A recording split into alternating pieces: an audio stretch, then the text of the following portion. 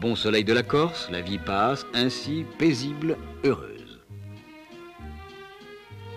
Mais dans chaque maison, quelque chose d'important se prépare. Un très beau jour va commencer. Les mères sont attentives aux moindres détails. Et le petit garçon a tenu à faire lui-même, tout seul, son nœud de cravate. La petite fille se laisse habiller. Le plus beau jour est arrivé, avec ses rites, ses traditions, son cérémonial. Dans cette vieille église Saint-Jean-Baptiste, qui depuis 300 ans domine le port, ces enfants de Bastia sont émus, certes, mais conscients de la grandeur, de l'importance, de la beauté de cette journée. Les plus émus, toutefois, sont sans doute les parents, et la grand-mère, bien sûr.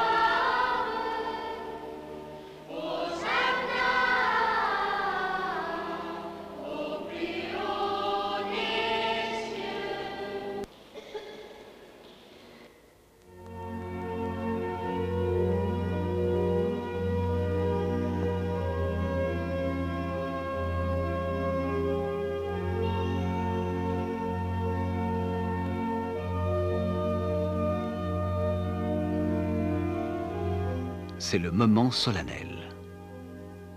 Avec ferveur, avec dignité, garçons d'abord, filles ensuite, accomplissent le premier acte grave de leur existence.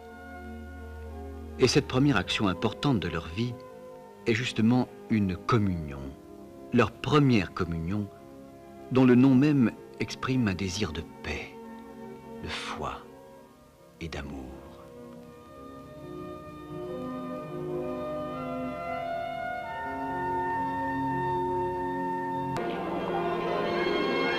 La Corse est le pays des traditions.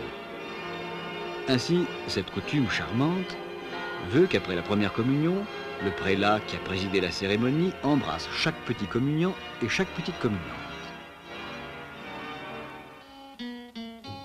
Autre coutume, la marchande de poissons, dont les petits-enfants viennent de faire leur première communion, est obligée d'offrir ce jour-là à toutes ses collègues, non pas du poisson, mais du chocolat au lait et des croissants. L'histoire ne dit pas si les grands-mères pâtissières doivent-elles offrir des sardines.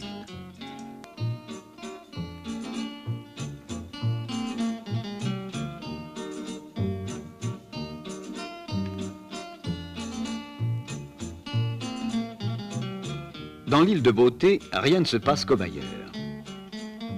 Aux vêpres qui suivent le déjeuner, et les premières communions en Corse sont réputées pour leur faste, aux vêpres, le cérémonial a ses règles bien à lui, et particulièrement à Bastia.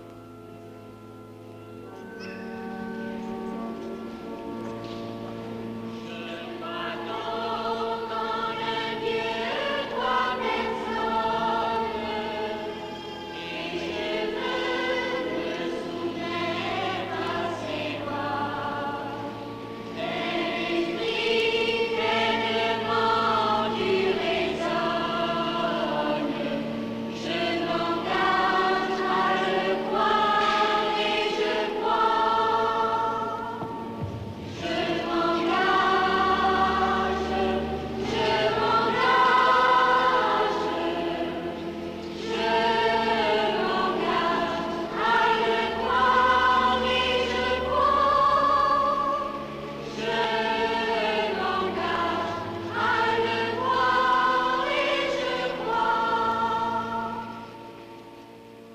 Il n'y a pas de première communion en Corse sans procession. Celle de Bastia se déroule dans le recueillement.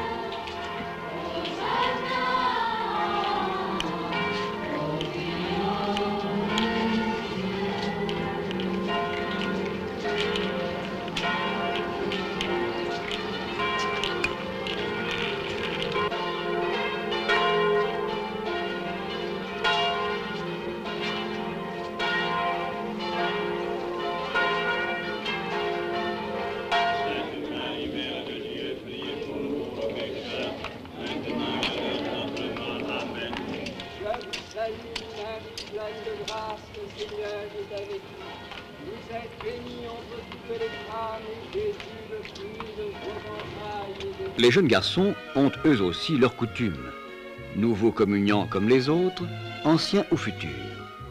Mais cette coutume-là se manifeste quelque temps après les cérémonies religieuses.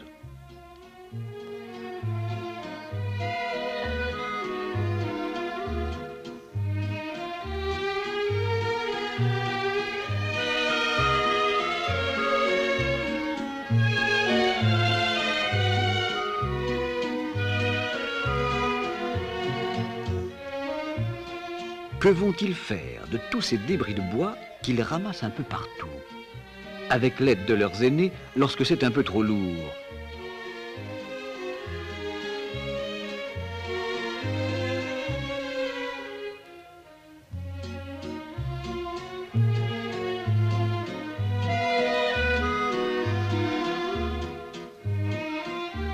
Et malgré la vigilance de l'oncle Belgodère, vigilance bienveillante, car au fond, il sait très bien comment cela va se terminer. Il se souvient de sa propre jeunesse, où lui aussi, comme ses gamins, faisait des farces aux anciens.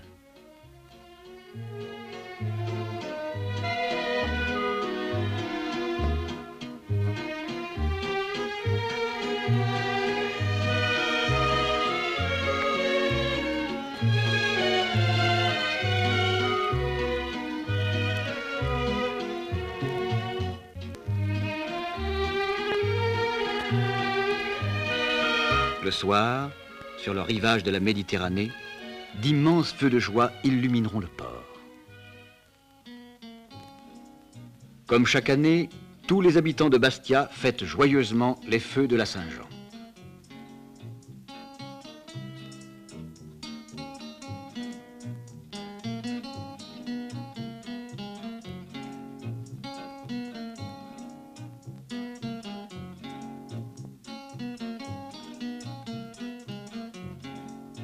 Et les passagers de ce bateau tout illuminé quittant le port garderont eux aussi le souvenir de ce plus beau soir de la Saint-Jean.